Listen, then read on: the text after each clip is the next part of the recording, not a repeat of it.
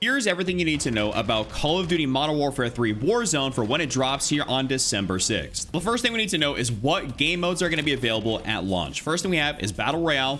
We, of course, have Plunder making its return, which I know a lot of people really enjoyed, and it was missing for quite a while from Warzone 2. We have Core Resurgence, and then we have Rotation Resurgence, which is going to add in Orlov Military Base, Popov Power, and Zaravan Suburbs, aka the Ground War maps from Modern Warfare 3. And those three maps right there are going to be kind of something labeled as Yerzikistan Resurgence, so it's going to be kind of something as a nice addition to the other Resurgence maps which we have that are going to be, of course, Vondel making its return and Ashika Island. All of those maps will be playable upon Modern Warfare 3 Warzone launch. Now let's jump into some quality of life fixes, because everyone knows that when Warzone 2 came out, it was absolutely horrible in terms of how it was quality of life based in comparison to Warzone 1. So as you guys know, Modern Warfare 3 in comparison to MW2 has significantly better movement. It is a lot faster. It is a lot easier to be able to move around. They're bringing back a lot more of that Warzone 1 style movement. And so here's what we have for movement changes at launch. First thing is slide canceling's coming back. It's not going to be like, crazy Warzone 1, but it's definitely coming back. We have the tack stance, so you can actually be able to do that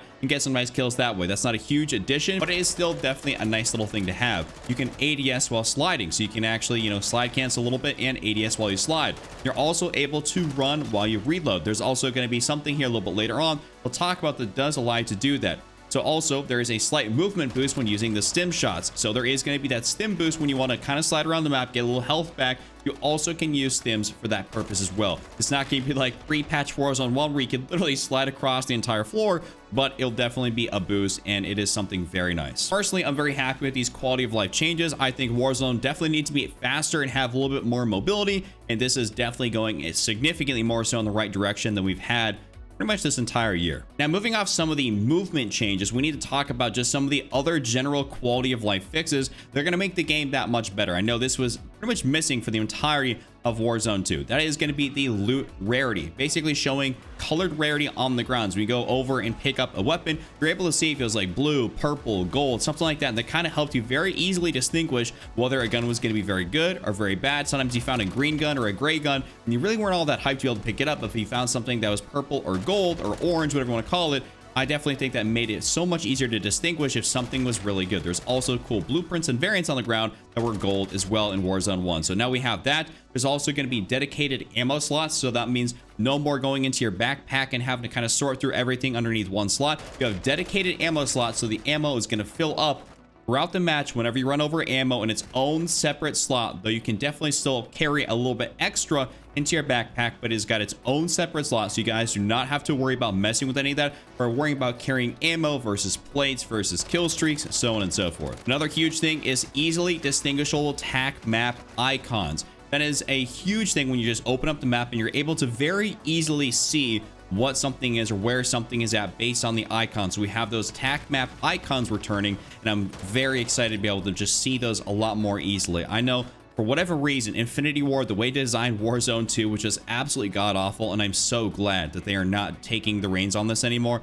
Sledgehammer Games is coming through and saving the day with a lot of these changes. Speaking of another good change that Sledgehammer is making, we actually have a backup pistol while swimming. So everyone knows that when you jump into the water in Warzone 2, you pretty much, unless you happen to have a pistol or like an F-Tac Siege or just anything else like that, you are going to be a little bit SOL, and you're just going to die when someone comes at you with having a pistol. But if you're like myself, I run an AR and an SMG, and that's pretty much it. So I don't happen to have a pistol. So no matter what you run on your loadout now moving forward, whenever you hop into the water, every single person is going to be given a pistol. So that way no one is going to be just SOL and they're going to die in the water without having a fighting chance. Something that has also plagued Warzone 2 is going to be the gas mask animation. I know I'm definitely not the only person here that has died by a gas mask animation. I actually had a game player 5 or 10 ruined by a gas mask animation. So I'm actually really excited that there is the manual gas mask. So you can actually just equip this manually or take it off. Though I know there has been some talk about how it's maybe not necessarily the greatest change. We'll have to see how it actually does play out, but you can manually equip it and unequip it, so it won't just automatically come on and mess you up. And I just believe that personally, you probably should just remove that animation altogether. If you have one, it just automatically goes on without your character having to pull something out.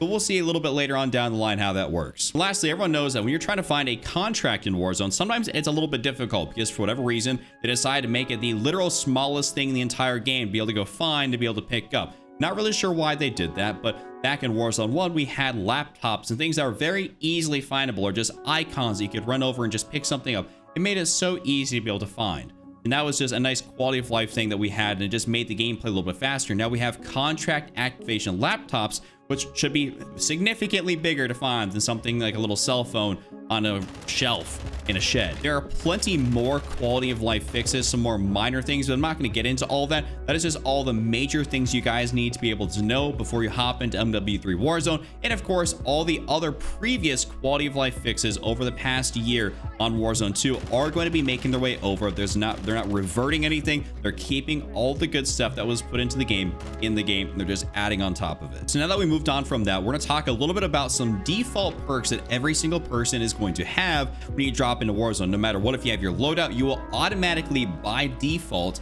have these on 24/7. So the first thing is tack pads. Improves your slide distance and allows for full ADS while sliding, along with increased stance transition speeds. So it basically makes you faster, allows you to slide a little bit farther. It keeps the movement and the mobility going even when you do not happen to have any perks.